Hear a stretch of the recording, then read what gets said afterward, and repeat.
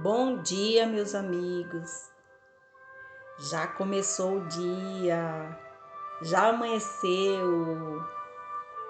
Que sejamos capazes de enxergar algo de bom em cada momento ruim que nos acontece hoje e sempre.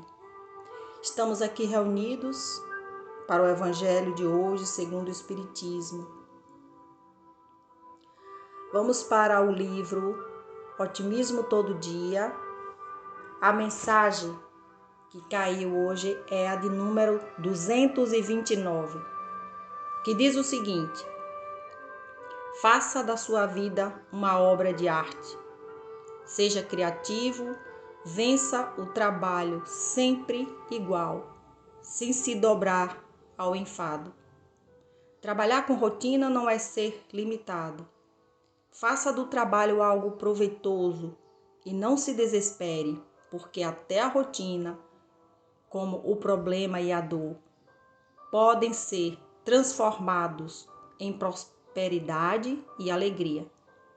Considere-se rico em capacidades, energia, vigor, esperança, com recursos mentais extraordinários para vencer a vida, para fazer a vida crescer, mesmo desempenhando atividades rotineiras. Os grandes artistas precisam da rotina de trabalho para fazer suas obras.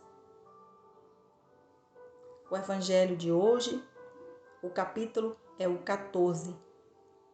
Honrar o pai e a mãe.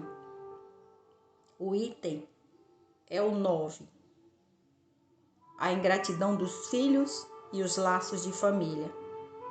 Pelo Espírito Santo Agostinho, Paris, 1862. A ingratidão é um dos frutos mais imediatos do egoísmo e revolta sempre os corações honestos. Entretanto, a ingratidão dos filhos em relação aos pais tem um caráter ainda mais odioso. É particularmente sob o ponto de vista da ingratidão dos filhos para com os pais que faremos a análise de suas causas e de seus efeitos.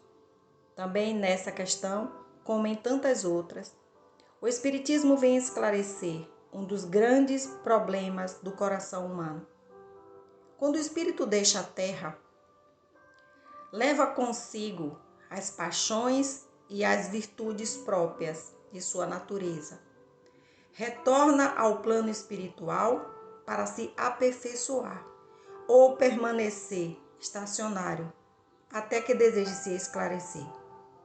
Muitos desencarnam levando consigo grandes ódios e desejos de vinganças que não puderam executar. Os que estão mais evoluídos conseguem perceber uma parte da verdade. Compreendem então os efeitos danosos de suas paixões e procuram se melhorar, reconhecendo que para chegar até Deus só existe um caminho, a caridade. Porém, não existe caridade sem o esquecimento das ofensas e das injúrias. Não existe caridade com ódio no coração.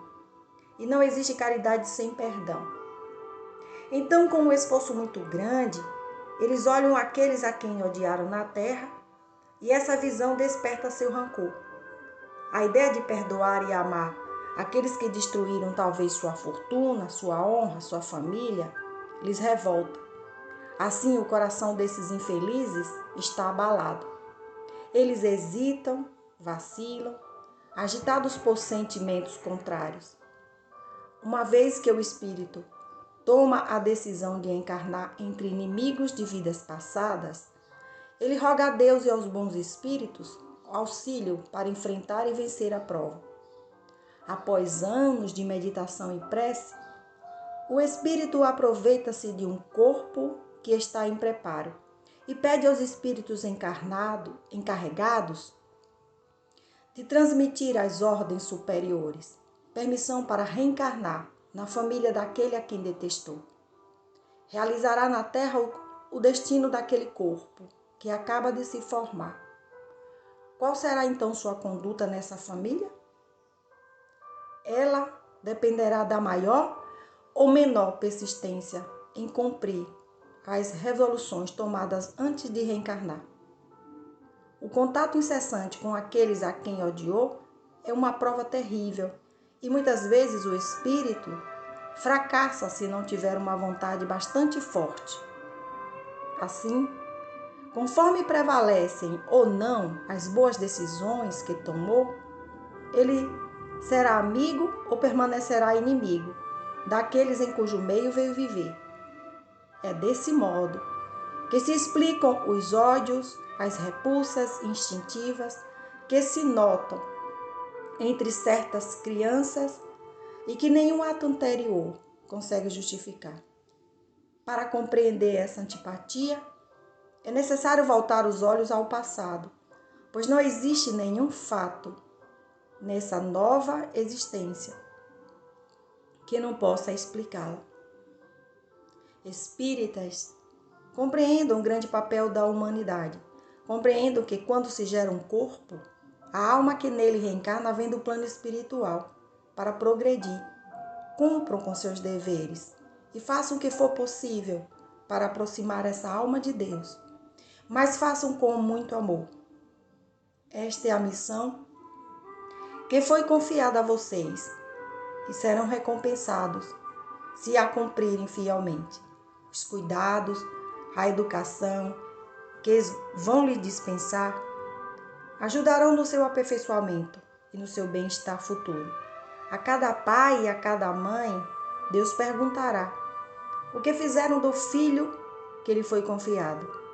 Se permaneceram atrasados por culpa de vocês, seu castigo será vê-lo entre os espíritos sofredores, pois sua felicidade dependia da dedicação que dispensariam a ele.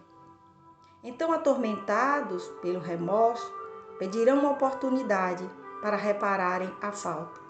Solicitarão uma nova encarnação para ambos, no qual irão criá-lo com maior cuidado. E ele, cheio de reconhecimento, irá retribuí-los com seu amor. Não rejeitem, portanto, o filho que no berço repele a mãe, nem aquele que só sabe pagar com ingratidão o que recebe. Não foi o acaso que o fez assim, como também não foi o acaso que o enviou para que dele cuidassem.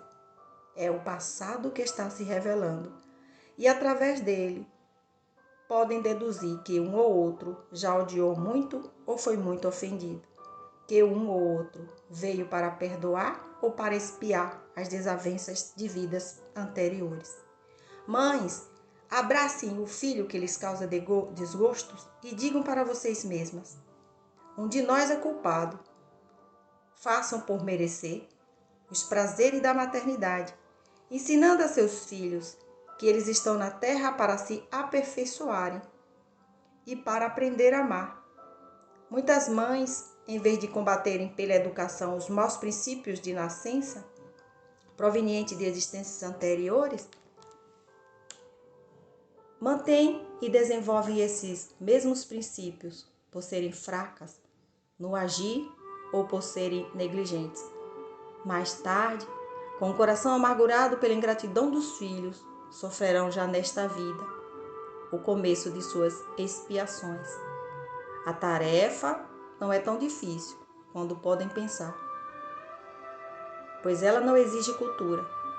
Tanto o ignorante quanto o sábio pode cumpri-la. O Espiritismo vem facilitá-la, ensinando-nos a causa das imperfeições humanas. Deus não dá a prova acima das forças daquele que a pede. Ele apenas permite aquelas que podem ser cumpridas. Se fracassamos, não é por falta de condições, mas por falta de vontade. Existem muitos que, em vez de resistirem aos maus pensamentos, neles se comprazem. É para esses que estão reservados o choro e o sofrimento em existências posteriores. Admirem, portanto, a bondade de Deus e nunca feche as portas ao arrependimento. Que assim seja. Amado Mestre Jesus, que o Senhor nos abençoe neste dia de paz, de tanta maldades que está existindo neste mundo. Que o Senhor nos oriente, nos mostre o caminho certo que devemos seguir. Tem piedade de todos nós, de nossa família, amigos, parentes, vizinhos. Tem piedade deste planeta. Alimenta, Senhor, a nossa alma e nosso espírito. Eu desejo a todos um bom dia.